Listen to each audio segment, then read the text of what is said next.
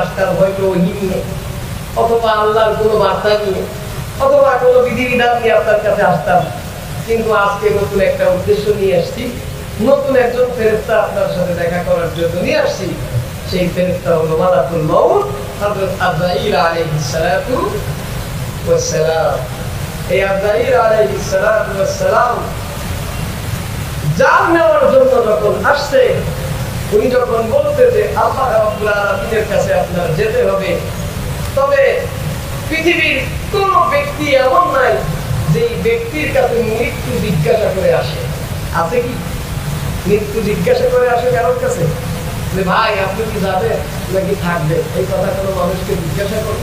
কিন্তু রাসূল কারীম সাল্লাল্লাহু আলাইহি ওয়াসাল্লাম সমস্ত মানুষের মধ্যে শ্রেষ্ঠ মানুষ, এমনকি নবীদের মধ্যে শ্রেষ্ঠ নবী, রাসূলদের মধ্যে শ্রেষ্ঠ রাসূল, সমস্ত মাখলুকাতের যা কিছু আছে আল্লাহর পরে সবথেকে দামি মানুষটা যিনি, তার কাছে মৃত্যু পর্যন্ত জিজ্ঞাসা করে আসে।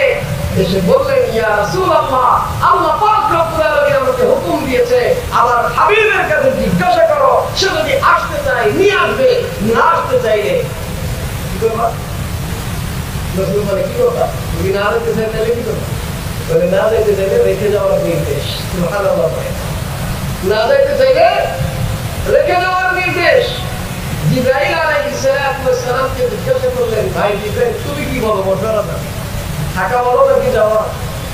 জিবরাইল আলাইহিস সালাম বললেন যাওয়া ভালো। কি বলো? যাওয়া ভালো। রাসূল কারীম সাল্লাল্লাহু আলাইহি ওয়াসাল্লাম বললেন, আমি তো আমার নবীকে আল্লাহ সংস্পর্শকে বেছে নিচ্ছি। এই দুনিয়ার ক্ষমতা, এই দুনিয়ার বাহাদুরি, এই দুনিয়ায় অবস্থানকে নয়, বরং মৃত্যু জিজ্ঞাসা করে আসার পরেও নবীজি দুনিয়ার জিন্দেগিকে বেছে নেন নাই, নবীজি আল্লাহর সান্নিধ্যকে বেছে নিয়েছেন। এটাই হচ্ছে নবী জাতিকে শিক্ষা দিয়েছেন যে একজন বান্দা হিসাবে, আব্দ হিসাবে, গোলাম হিসাবে রবের প্রতি কি পরিমাণ ভালোবাসা থাকতে হয়, কি পরিমাণ ভালো আল্লাহকে বাসতে হয়। মৃত্যু অপশন দিয়েছে, কিন্তু সে মৃত্যুকে গ্রহণ করেছে আল্লাহর কাছে যাওয়ার জন্য।